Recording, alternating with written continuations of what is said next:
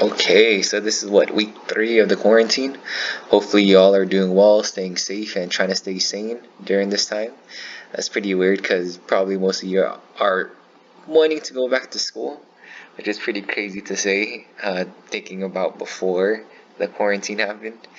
But hopefully, you're being productive and you're getting a lot of work done for your classes. So I found a few memes that might brighten up your day, hopefully. The first one is prediction. There will be a minor baby boom in 9 months, and then one day in 2033, we shall witness the rise of the quarantines. That's pretty good. If people have nothing else to do during this time. And next one is about toilet paper. So if you need 144 rolls of toilet paper for a 14-day quarantine, you probably should have been seeing a doctor long before COVID-19.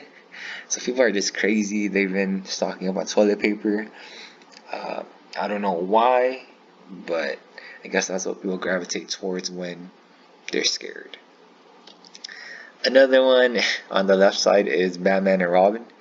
Robin is saying, "Holy coronavirus, we need toilet paper." And then Batman slaps him and says, "It's a respiratory virus, not Chipotle." And then lastly, if you watched Lord of the Rings before, you'll recognize that little figure saying, "My precious," with toilet paper. That's pretty good. And then moving on to something that's a little more serious, colleges. So congratulations to those of you that got into colleges that you wanted to get into. And you'll definitely have a good time there. It's a great experience that you will never have ever again. And to those of you that didn't get into the colleges that you expected or you wanted to, it's fine as well. Remember, this is not the end all be all, and don't let this define who you are, because these colleges look for certain aspects, like test scores, that don't really define who you are overall. Remember, you're going up against people that have been taking SAT classes and having tutoring since they were in middle school or even elementary school.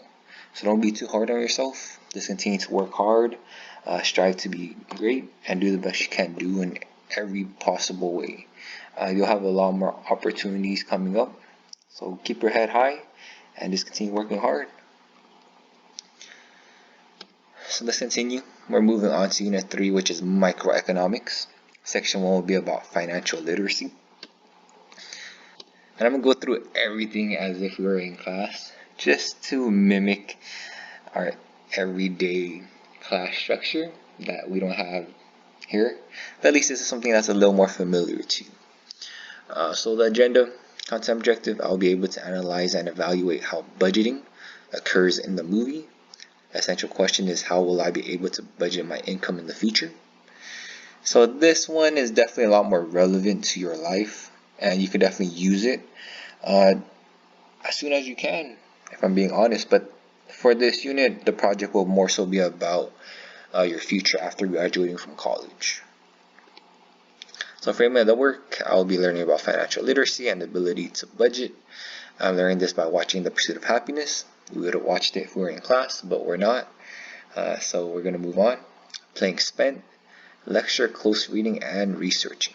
And 3, I will demonstrate my knowledge by finishing the movie questions, presenting a reading, and completing my budgeting project. Agenda, think, write, pair, share. Won't do that because we can't. 2 is place spent plus reflection questions. 3 is lecture. 4 is financial literacy quiz. And going back to the quiz, it's not going to be a real quiz. It'll just be like a practice to see what you know so far and how well you could do. So think, right, pair, share. It would have been on what would you do with money if you made $1,000 a month. So I know for me, if I was back in high school, I would probably say spend money on Jordans. I was really big on shoes back in the day, and I would probably waste all my money. I was really bad at saving back then. Never really had money to begin with in the first place, so whenever I did have money, I just spent it really quick. Not the best at saving. And luckily I'm a little better now. I could be even better, but I'm okay with where I'm at. I'll show you my expenses for a month in a little bit. So financial literacy is the ability to understand how money works in the world in order to make effective and informed decisions. So basically, this is just understanding the economy and situations that come up in life and how to spend your money wisely.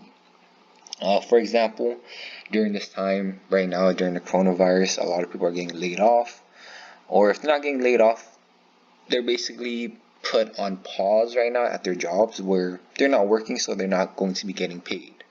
Fortunately for us as teachers, we're still getting paid, but a lot of people aren't as fortunate. So in this aspect, being financially literate would be saving your money and spending it on groceries, on your bills, things that are important and necessary. If you are not financially literate, you would probably spend your money on buying a Nintendo DS or Switch or an Xbox One or a big flat screen TV, something to pass your time during our quarantine. But it wouldn't be a good use of money, because what if that's all you've saved? You wouldn't have any more money for food, for rent, and for so forth. So just being financially literate is just understanding how to use your money and when purchases are appropriate or not. A tool to be more financially literate is budgeting. So budgeting is estimating how much money you'll make, whether it be for a month or for a whole year, and then also listing out your expenses. How much will you spend on items per month, so you know how much you'll save. I definitely do this. I don't really do it on paper, it's more so mental, but I should definitely do it on paper. It'll be a lot more helpful. So if you look at number one, budgeting serves also as a plan of action for achieving quantified objectives. For example, going to concerts, plays, eating out, having enough to save. Oh, so these are just things that aren't necessary, but it's things you want to do. If you budget correctly, maybe like you spend less eating out with your friends for 5 months, you'll probably have enough money to go to somewhere like, I don't know, EDC or Coachella. And then two, it's a device for coping with foreseeable adverse situations. For example, this coronavirus. If you budget, you probably would have saved a good amount of money, where if you get laid off during this time, you won't be in trouble if you have rent or bills coming up. So budgeting is definitely important. It keeps basically your expenses in check, and it gives you something to work toward, and at the same time you are saving a bit of money. So pursuit of happiness, we're not going to watch this, we're going to continue going forward. So now we're going to play this game called Spend. As you play this game, I want you to also answer some reflection questions. For the first 6, you would have to answer the questions as you go through certain rounds, and then the last, I believe 6, you can just answer at the end. But this game, just choose the options that you would choose if this was your life. Remember you have $1,000 to spend for the month, and you have to last through 30 days. There will be scenarios that flash on the screen through different days that might happen in real life too. It might not happen, but take into account how well you can spend your money and make informed decisions based on your life scenario and situation. So this should be a pretty fun game, and hopefully you last through the month. The first time I played this, I only lasted about 9 days. So remember, be realistic with your choices. What would you actually do if you were placed in this situation? So the website would be playspend.org. I'm going to go through maybe like the first couple introduction slides and pages, and then I'll let you play by yourself. But before then, I'm going to go through the first 6 reflection questions. This will be posted on Schoology for you. So 1, how do you feel at the beginning of the game as the facts about your situation flash on the screen? Do you think you could live 30 days with $1,000 in savings? And maybe some of you already know, but $1,000 in savings is not a lot. In LA, rent for the most part is over $1,000. Number 2, the first decision you make involves your choice of employment. Which job did you choose and why? 3, what will be your take-home pay for the month? What is the difference between your gross pay and your take-home pay? 4, what decision did you make about health insurance? Why? 5, where do you decide to live? What is the relationship between rent costs and travel costs as you move farther away from the city? And 6, what is your total rental cost, rent plus travel costs?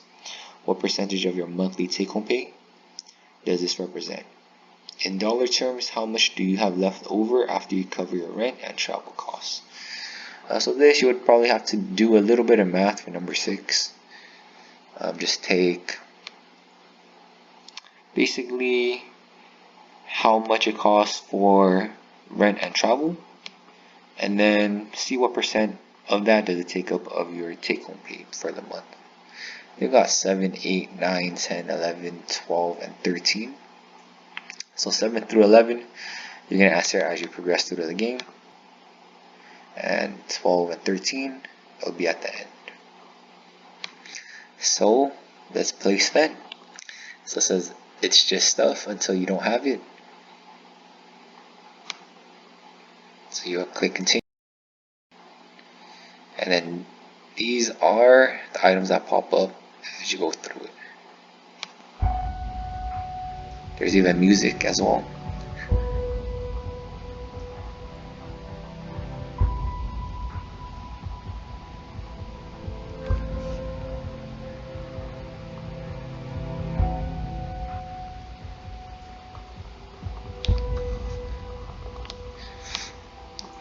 And then this will help you answer number 1.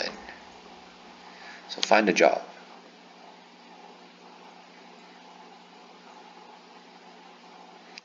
So you have 3 options.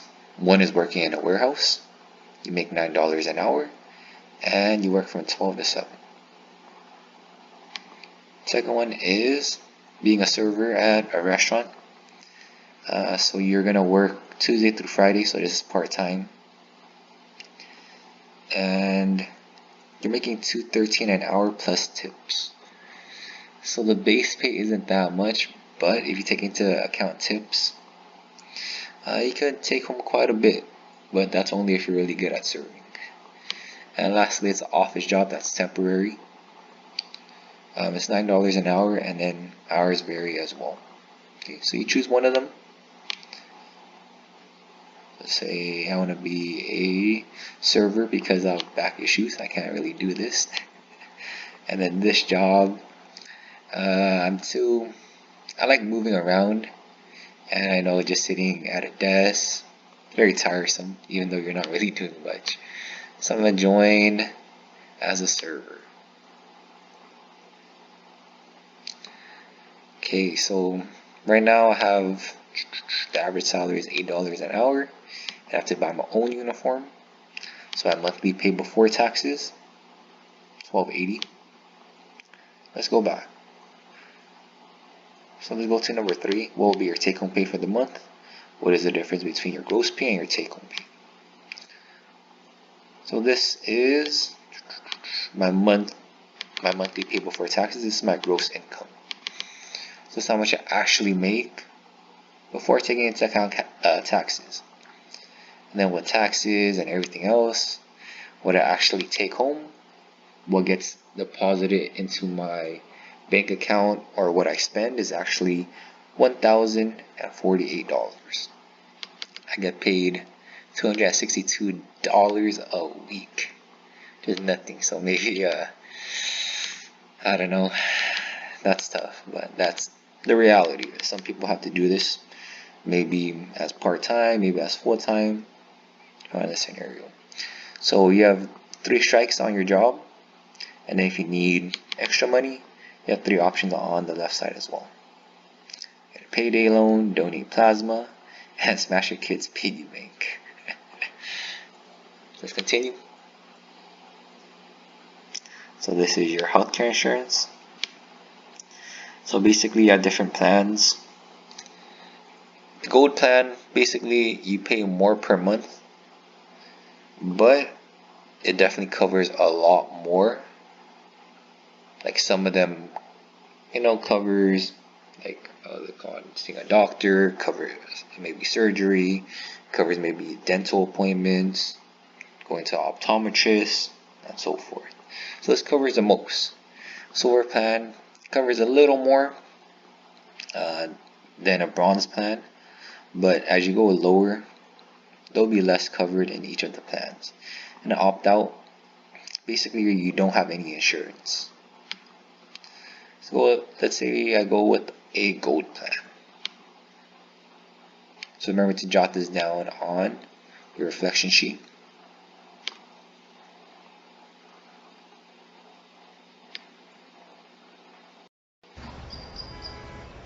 Alright, so I'm finding a place to live. So I gotta take into account rent plus travel costs.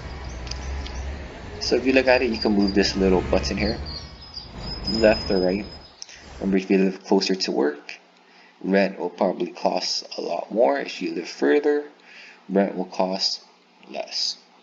But you have a lot more travel costs. So it's a trade-off for sure. Especially if you work in LA, there's a lot of traffic in downtown going all the way to West LA.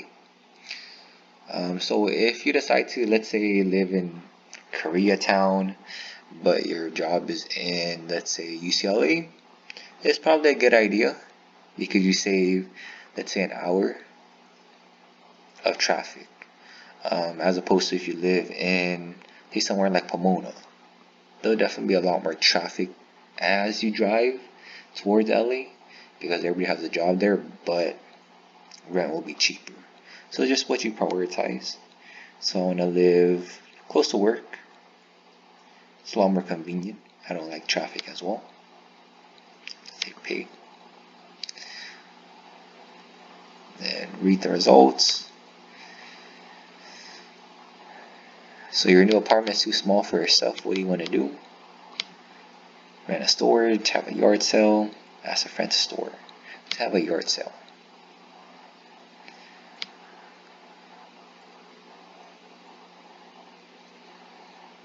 Alright, so this person has a college degree, but their job doesn't match what degree they have, which is the reality of it sometimes. And college loans are pretty pricey. Right now I'm paying $330, and that's like the minimum payment. You can pay more or less if you want, but this person has $250. It's up to you if you want to pay it, if you want to ignore it. Make the best decision for yourself. Now I'm on day 5, and I'll let you complete the rest by yourself. So let's go back.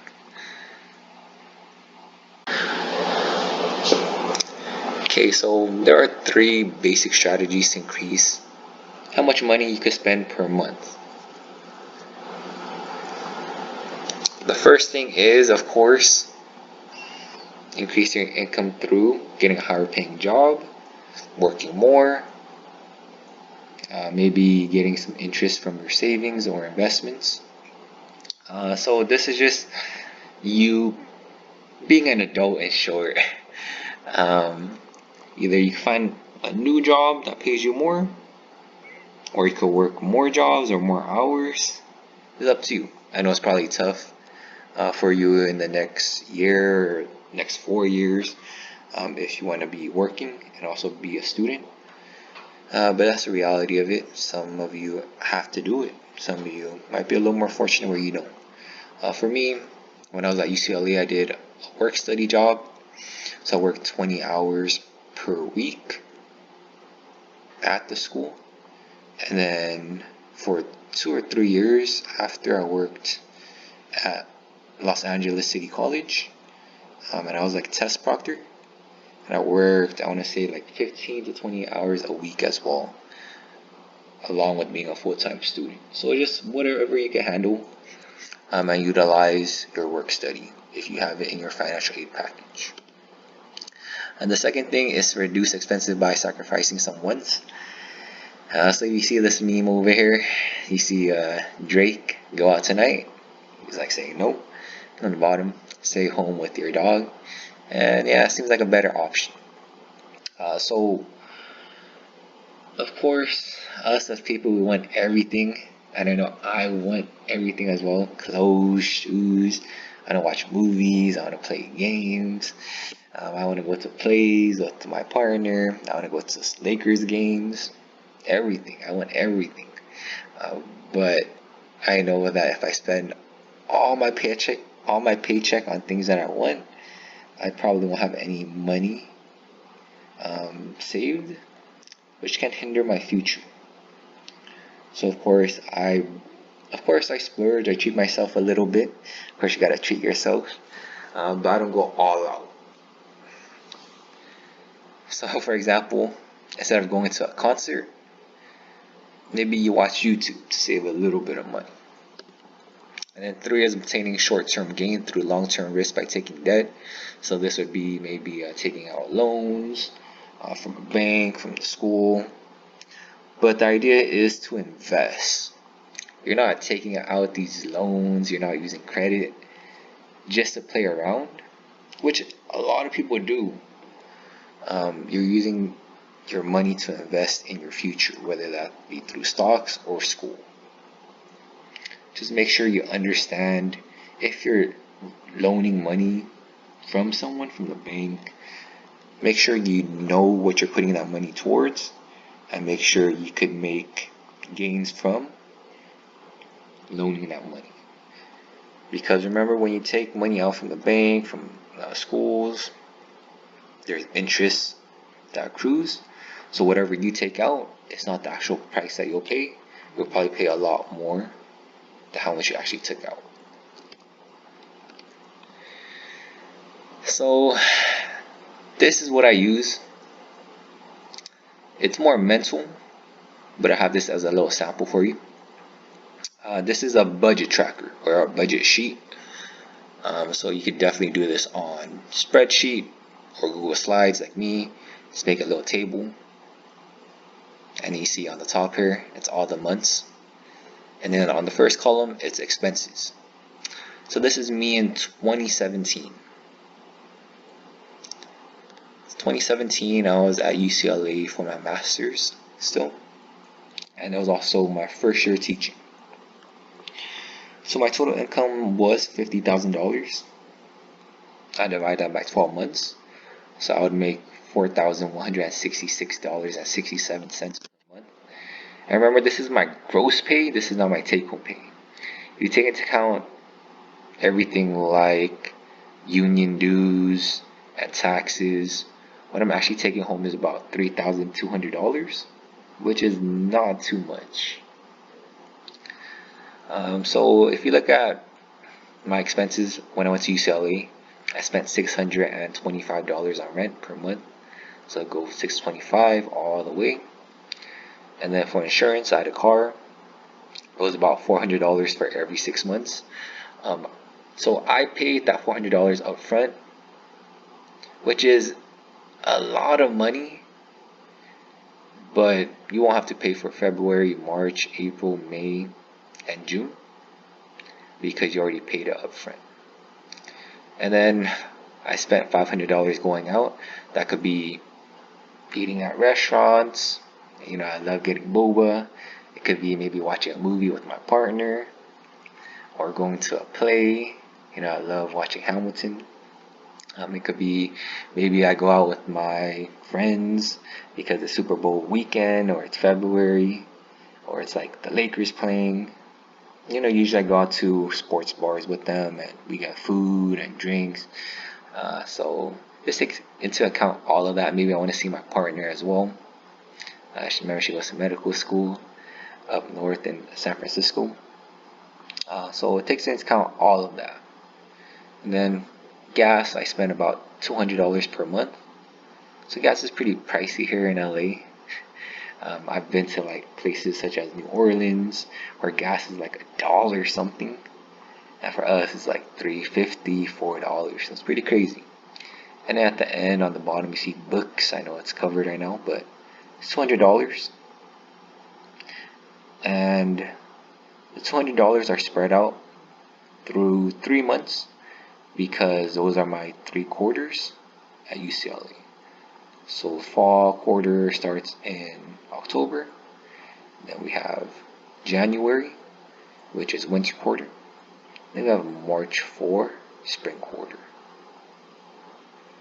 So you just add all of this up, and then that will be how much you spend per month. And basically, you will subtract the total for the month to the take-home pay, and you will see how much you saved. It's just a little good tool to have in case, well, not in case, but it'll be good for everybody just to see how much you spend, how much you can save for yourself. So this is my 2020 budget. So my total income is $55,000 now. So I divide that by 12. So my gross income would be $4,583.33. And my take-home pay is $3,400. So now rent is a lot more expensive. So I don't live with my parents. I decided to rent a place closer to work. So that's why you see gas is a little cheaper. So rent is $1,150. I think that's a really good price if you look online, especially in LA. Places don't really go for less than $1,300, I'm being honest. So I put it through all the months because I know I'll be paying for rent for all of these months. And then for insurance, remember it's $400 for every 6 months. I just broke it down to $66, $67 per month. Let's make it better for me. And then for loans, $330. So I barely started paying a year and a half ago, and in the upcoming units I'll show you how much debt I have left. It's not a good sight, but as of right now I'm paying $330.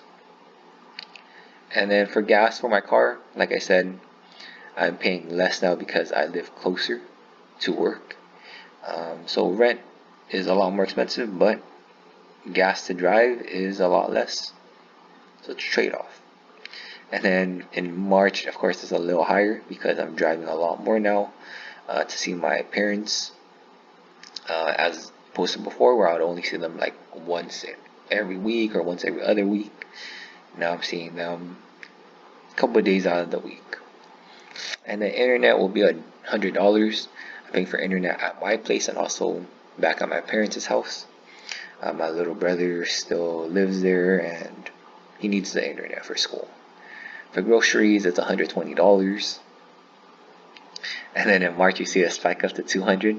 Remember, during these times right now, I need to stock up. And then going out, miscellaneous things is still $500. Like I said, it could be for anything, eating out with my friends, me getting takeout, maybe me going to see my partner up north in SF, or me and her going on a trip to maybe Seattle or somewhere else. And if I don't spend this $500, it's even better. I could save it and it could go towards like a trip or something like that. I also have a bad spending habit where if I see something that is a really good deal, I'll buy it. So if you look on the bottom, if that black bar moves away, you see the total cost per month. So every month I'm aiming to save at least $1,000, which I have for what it looks like, which is pretty good. So this video, you can watch it if you want. He gives a lot of helpful tips and advice if you want to budget and if you need to budget. He cuts off a lot of excess things that he doesn't need. But for me, I like to splurge a little bit on myself. You could definitely watch this yourself if you want to see some helpful tips. And then debt. So debt, a lot of people would think of it as a bad thing, but debt, almost everybody has it. You probably will take debt when you go to college, when you buy a car, when you buy a house. It's just the reality of things. Most of us aren't as fortunate to have money, so we definitely have to take out loans from the bank, from our schools. But remember, everything is an investment. If you take out a debt, hopefully it's going towards something positive and productive for yourself. So like I said, student loans, you'll have a lot of debt.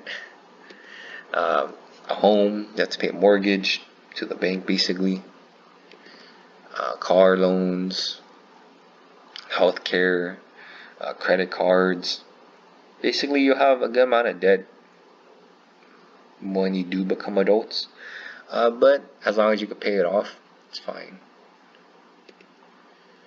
And then I want you to take a quiz at money-quiz.com/hi-school.html.